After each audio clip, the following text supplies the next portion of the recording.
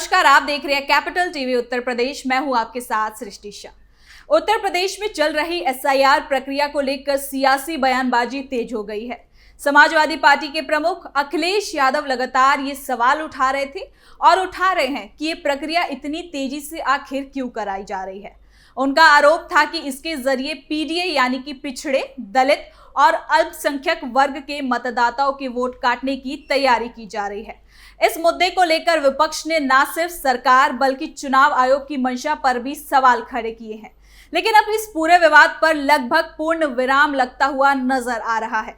चुनाव आयोग ने बड़ा फैसला लेते हुए केवल उत्तर प्रदेश बल्कि देश के 6 राज्यों में चल रही एसआईआर प्रक्रिया की समय सीमा को एक बार फिर से बढ़ा दिया है। इस फैसले के बाद ये साफ हो गया कि सत्यापन की प्रक्रिया में किसी तरह की जल्दबाजी नहीं की जाएगी और हर पात्र मतदाता को अपनी जानकारी दुरुस्त करने का पूरा अवसर मिलेगा।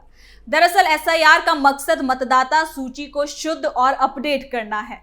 इसके तहत मृत, जगह बदल चुके या फिर फर्जी मतदाताओं के नाम हटाए जाते हैं और नए योग्य मतदाताओं को सूची में जोड़ा जाता है।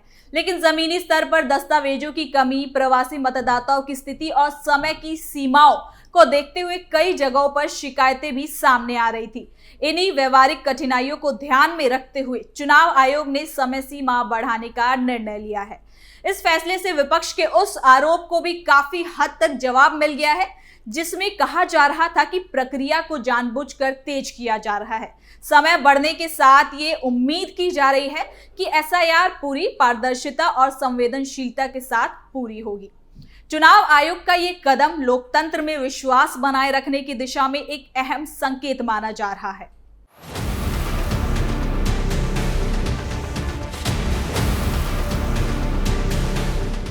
देश में मतदाता सूची को लेकर चल रही एसआईआर प्रक्रिया एक बार फिर से चर्चा का केंद्र में है। चुनाव आयोग ने उत्तर प्रदेश समेत 6 राज्यों में इस प्रक्रिया की समय सीमा बढ़ाने के फैसले ने प्रशासनिक और राजनीतिक दोनों स्तर पर नई बहस को जन्म दिया है। ये निर्णय ऐसे समय पर आया है जब जमीनी स्तर पर सत्यापन कार्य को लेकर कई तरह की व्यवहारिक दिक्कतें, शिकायतें और आशंकाएं सामने आ रही थी। एसआईआर प्रक्रिया का उद्देश्य मतदाता सूची को पूरी तरीके से शुद्ध, वेरीफाई और भरोसेमंद बनाना है। इसके तहत ये सुनिश्चित किया जाता है कि सूची में केवल वही मतदाता शामिल हो जो वास्तव में पात्र हो और संबंधित क्षेत्र में निवास करते हैं। मृत मतदाताओं, स्थायी रूप से दूसरे स्थान पर चले गए लोगों और फर्जी वोटरों को हटाना, जबकि नए मतदाताओं और योग्य नागरिकों को सूची में जोड़ना इस प्रक्रिया का मूल लक्ष्य है। चुनाव आयोग का मानना है कि निष्पक्ष और पारदर्शी चुनाव के लिए सही मतदाता सूची सबसे मजबूत आधार है। हालांकि देश के बड़े और जनसंख्या की दृष्टि से जटिल राज्यों में इस प्रक्रिया को लागू करना आसान नहीं है। उत्तर प्रदेश जैसे राज्य में बड़ी संख्या में प्रवासी मजदूर, अस्थायी निवास करने वाले लोग और शहरी ग्रामीण क्षेत्रों के बीच लगातार पलायन करने वाली आबादी मौजूद है। ऐसे में हर घर जाकर सत्यापन करना और सभी मतदाताओं तक समय पर पहुंचना प्रशासन के लिए बड़ी चुनौती बन गया। कई जगहों से ये शिकायतें सामने आई कि तय सीमा के भीतर सत्यापन पूरा करना संभव नहीं हो पा रहा है और इन्हीं परिस्थितियों को देखते हुए चुनाव आयोग ने एसआईआर की समय सीमा को आगे बढ़ाने का फैसला लिया। आयोग का कहना है कि यह निर्णय पूरी तरीके से व्यवहारिक जरूरतों को ध्यान में रखकर किया गया है ताकि कोई भी पात्र मतदाता सूची से बाहर ना रह जाए। समय सीमा बढ़ने से बूथ लेवल ऑफिसरों और चुनावी अमले को भी राहत मिली है जो सीमित समय में भारी जिम्मेदारी निभा रहे थे। इस फैसले का सीधा लाभ आम नागरिकों को मिलता हुआ नजर आ रहा है। जिन लोगों के नाम किसी कारणवश सूची में दर्ज नहीं हो पाए हैं, जिनकी जानकारी अधूरी है या जो हाल में ही जगह बदल चुके हैं, उन्हें अब अतिरिक्त समय मिल गया है। खास तौर पर युवा मतदाता, पहली बार वोट देने वाले नागरिक और प्रवासी कामगार इस अवधि का बेहतर उपयोग कर सकते हैं। इससे ये संभावना भी बढ़ जाती है कि अंतिम मतदाता सूची अधिक संतुलित और न्याय संगत होगी। तो वहीं इस पूरे मुद्दे ने राजनीतिक रंग भी ले आया है। विपक्षी दलों ने एसआईआर प्रक्रिया को लेकर शुरुआत से ही सवाल उठाए हैं। उनका कहना है कि इस तरह की गहन पुनरीक्षण प्रक्रिया का असर सीधे मतदाता अधिकारों पर पड़ता है।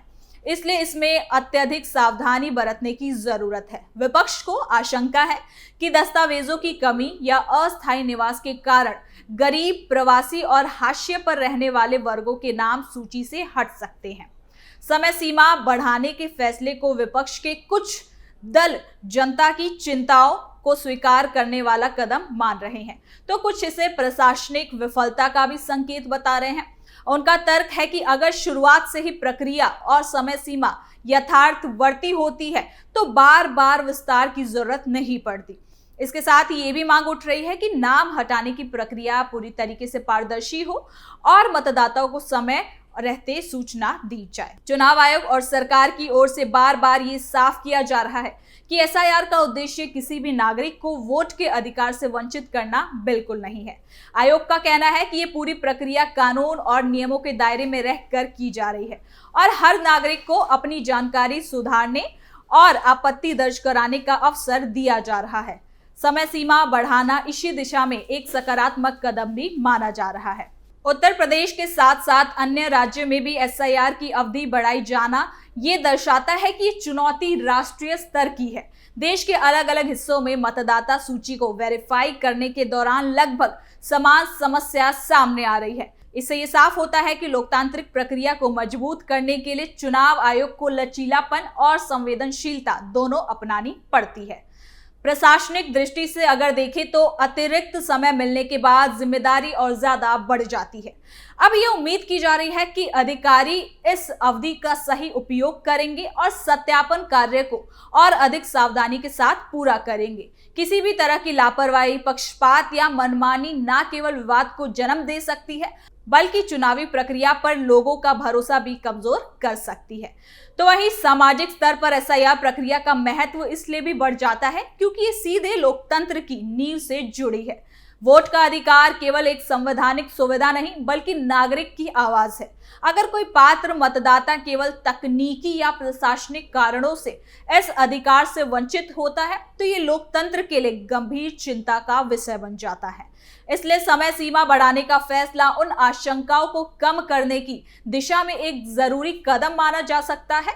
आखिर एसआईआर की समय सीमा बढ़ाने का निर्णय चुनाव आयोग की उस कोशिश को भी दर्शाता है जिसमें वो संतुलन बनाना चाहते हो। एक और मतदाता सूची की शुद्धता और दूसरी तरफ हर नागरिक के अधिकार की सुरक्षा।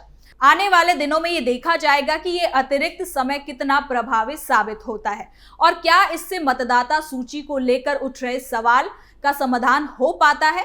अगर ये प्रक्रिया पारदर्शिता, संवेदनशीलता और निष्पक्षता के साथ पूरी होती है तो ये न केवल उत्तर प्रदेश बल्कि पूरे देश में चुनौती व्यवस्था के प्रति जनता के भरोसों को और ज्यादा मजबूत करती है। कुल मिलाकर एसआईआर प्रक्रिया की समय सीमा बढ़ाए जाने का फैसला उत्तर प्रदेश की राजनीति और चुनावी व्यवस्था दोनों के लिए एक अहम मोड़ साबित होता नजर आ रहा है।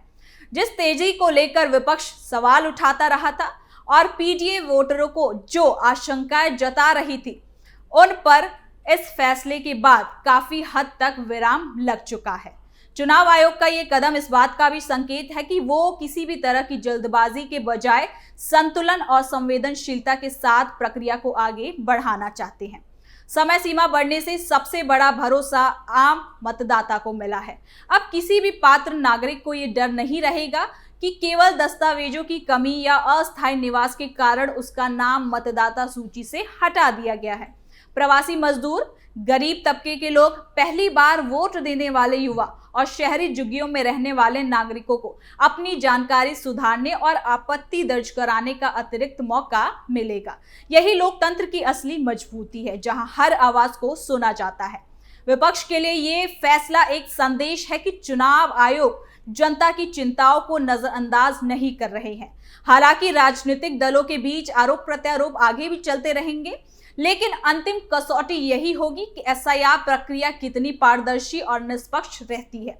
अगर नाम जोड़ने और हटाने की प्रक्रिया नियमों के तहत और स्पष्ट सूचना के साथ होती है तो विवाद की गुंजाइश अपने आप खत्म हो जाती है। आखिर में एसआईआर का उद्देश्य किसी वर्ग विशेष को नुकसान पहुंचाना नहीं बल्कि मतदाता सूची को मजबूत बनाना है। समय सीमा बढ़ाकर चुनाव आयोग ने यह साफ कर दिया है कि लोकतंत्र में संख्या से ज्यादा भरोसा मायने रखता है।